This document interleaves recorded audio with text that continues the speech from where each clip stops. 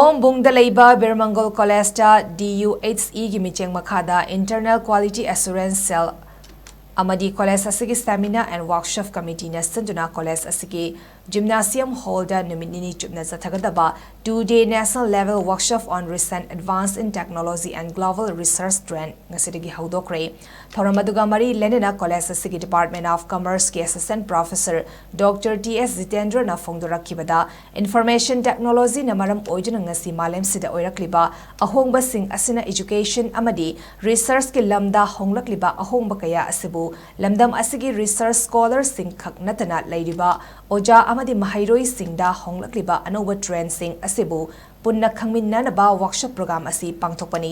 amadi kumjale singani kuni thoida pangthokiba international conference amada pukhatuna khanakiba papers singdagi khangatuna fongliba lairik asida ngasi hiram kayada sothana leiriba lamdam asida karamna chakhatnaba honaba yabage habigi maram singda iba lairik amani haiba wafam sing phongdoki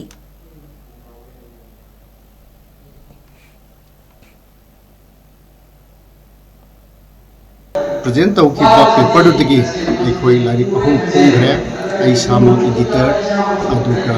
professor N Saras Singh University aduga professor CIC Bhon Maitai MIMS manipur boksi editor ga phongjabani asi khongiba lai anisina tradition to transformation through equity and innovation aduga humsuba